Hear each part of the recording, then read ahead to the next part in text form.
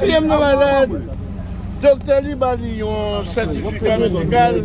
Faut tout qu'il faut le Québec même. Faisant état que le peuple qu'a présenté parce que monsieur va même qu'à marcher, pied enflé, et monsieur fait un AVC. Donc, il vient avec certificat pensant que le juge, dans sa sagacité, est capable de comprendre pour raison humanitaire que monsieur pas qu'à présenter et que qui te plaît de lui. Bon, malheureusement, il voit mal encore. Donc maintenant qu'il y a un seul gens pour nous avancer dans ce dossier-là, ils mettent ça sous brancard, sur ta porte de ville. Mais je crois que tu dis que les clients là ont été kidnappés. Ils ont libéré le Kounia? Oui, ils ont libéré. Ils ont payé un bon comme pour lui. Combien de santé, M. George? Ah, ça, il était une famille en bas de la tête. Combien de temps les clients ont passé dans mes ravisseurs? Plus qu'un mois. Plus qu'un mois? Oui. Et sorti tout malade, il était tombé en dedans, il faut AVC. En dedans, parce qu'on a plus de stress. Et M. Soudan qui était bien portant, pas dire malade, Koulia là, il fait tension, monsieur fait sucre, monsieur fait cœur, pied l'avant-flé, monsieur va même camper, si vous le bien, c'est Kimbe ou Kimbe. Donc, dans le cas ça, M. George, qui sont vous-même comme avocat, vous souhaitez faire? Qui poursuite légale qui ont fait? Bon, cas en faveur, monsieur. Parce que là, fin en premier manche, le ministère public a prononcé en faveur nous, demandé d'accepter tout samedi acte d'appel et demandé pour libérer monsieur et que monsieur va mêler dans les bagailles parce que c'est Pierre d'Espérance qui a fait mentir sur lui. Pierre d'Espérance a dit que monsieur touché $80 000. Or, le commissaire gouvernement, premier instance, a dénoncé ça, il n'est pas vrai et que $80 000 c'est Solage qui te recevoir pour travail traduction que fait monsieur yo. Est-ce que vous comprenez? Et ancien directeur de police là, Léon Charles. Nous tous dans la métropole. Léon Charles dit Pierre d'Espérance coupable dans l'affaire Jovenel là, dit qu'on participe à la réunion Miami. Et puis l'espérance a dit non, c'est Léon Charles qui est coupable.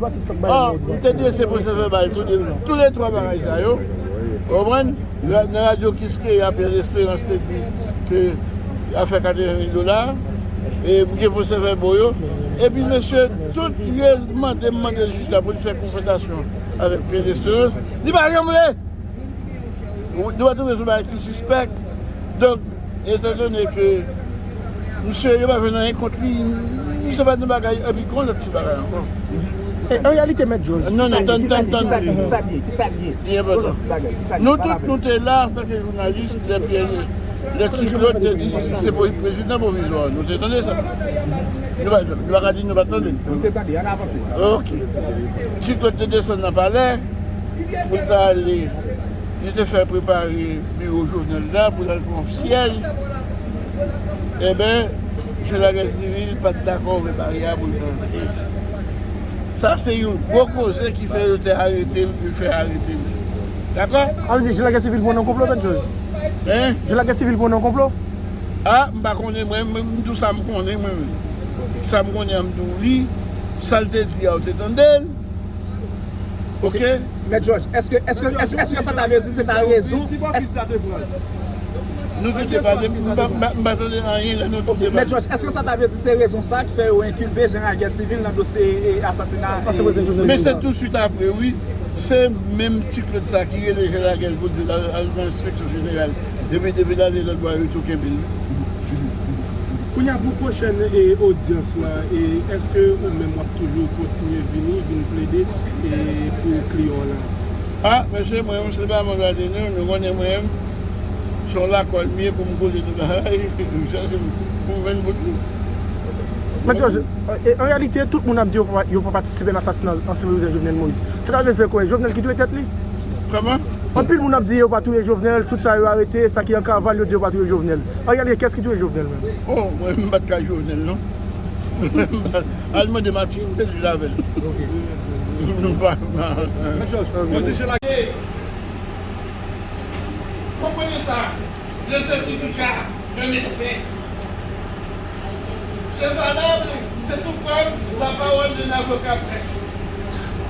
Donc, honorable magistrat, je vous demanderai de ne pas faire cas aux conclusions du ministère public, parce que, vous savez, magistrat, quand on est malade, on est malade. Ok? Donc, mon client est malade, il ne peut pas passer 2 minutes de bourse, mais il ne peut pas trouver une douche sans l'accompagnement d'une autre personne. Et c'est vrai, je ne mens pas. Il faut comprendre. Et peut-être un jour, il viendra, vous verrez, si les conditions changent.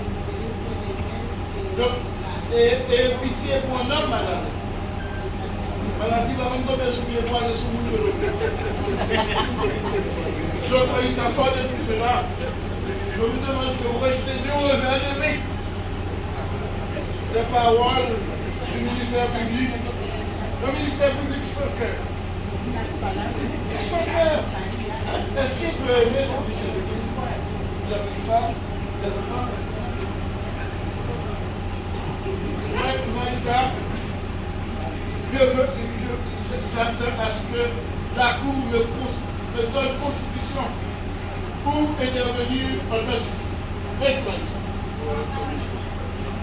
Mais Georges,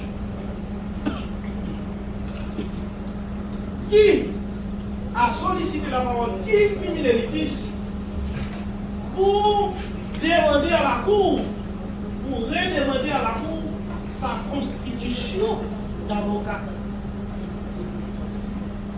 Mais pour pas pour faire autre demande, c'est pour demander à la Cour sa constitution d'avocat. C'est là qu'on est.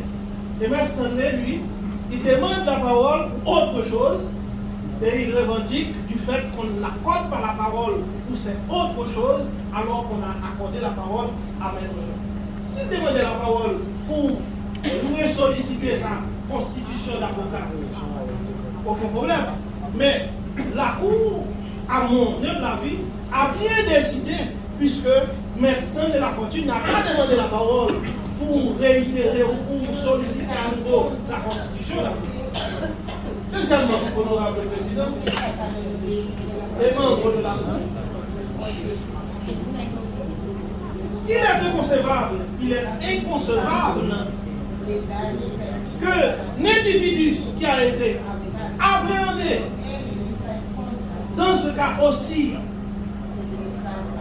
scandaleux et qui a eu le temps de prendre la fuite, de s'évader de la prison, et aujourd'hui, il vient pour dicter la procédure et envoie quelqu'un pour dicter la procédure à la Cour alors qu'il est en cavale.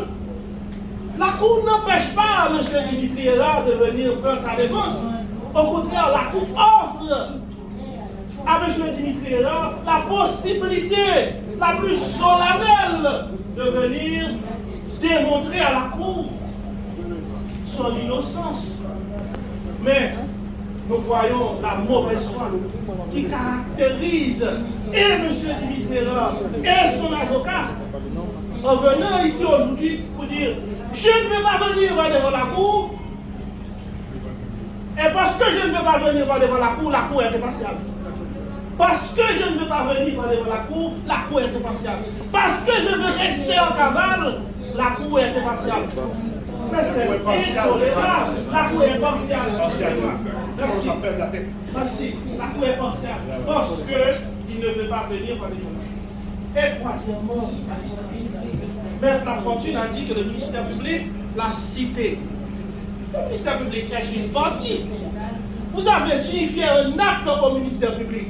C'est normal. La loi fait du ministère public cette obligation de mettre dans l'état le dossier. C'est normal que le ministère public cite tout le monde et quitte au ministère public de faire telle réquisition par devant la Cour. C'est au juge de décider. C'est au juge d'accorder les qualités. Ce n'est pas au ministère public. Je suis une partie. Je ne peux pas accorder des qualités à vous. À quelle qualité, moi, je vais vous dire que vous êtes partie civile ou pas. Vous m'avez fait signifier un acte. Eh bien, je vous cite pour venir discuter l'acte que vous avez fait signifier. C'est là que nous sommes. et honorable président, le ministère public croit tout simplement que c'est chicanière, c'est même pleurnichard de voir que l'avocat de Dimitri Réal venir demander à la Cour de se démonter. Et nous voulons souligner pour la Cour que les dépenses est volontaire. Donc, une partie ne peut pas demander à la Cour de se déporter. Magistrat Papillon était là. Elle ne se sentait pas en mesure de présider, de siéger. Et elle se déportait. Mais une partie qui ne veut pas se présenter devant la Cour et qui vous demande de se déporter, c'est chicanière, c'est pernicieux. Le ministère public demande à la Cour de tenir compte de tous ces inculpés qui croient en l'impartialité de la Cour et qui n'ont pas été évadés. Et ceux qui ont été évadés, qui sont rendus à la justice. Il y en a qui ont été évadés, qui sont rendus à la justice et qui veulent que la justice se prononce sur le cas. Et quelqu'un qui reste en cavale et qui vient maintenant vous faire la leçon, vous dit que vous êtes partial parce qu'il ne veut pas se présenter par devant la Cour. Mais il demande un juge qui peut l'entendre de là où il se trouve en cavale. C'est ce juge-là qui sera énoncé pour lui. Le ministère public demande le président de la Cour de poursuivre l'audience. Et le ministère public réitère sa pleine et entière confiance en la Cour. Et je crois que bon nombre et tous les inculpés qui se trouvent ici sur le banc croient en l'impartialité de la Cour. Et nous disons le prévenu à la mort de question la voix.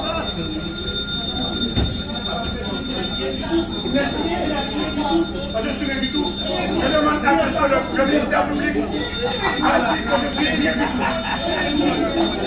Je demande à ce que le ministère public a dit devant la cour d'appel que je ne suis rien du tout. Alors, avocat ou pas où? De politique.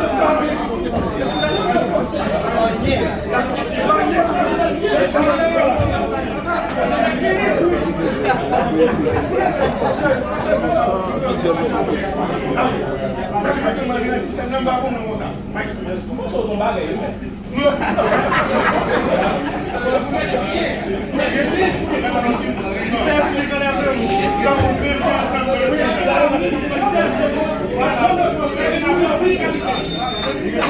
D'accord, merci.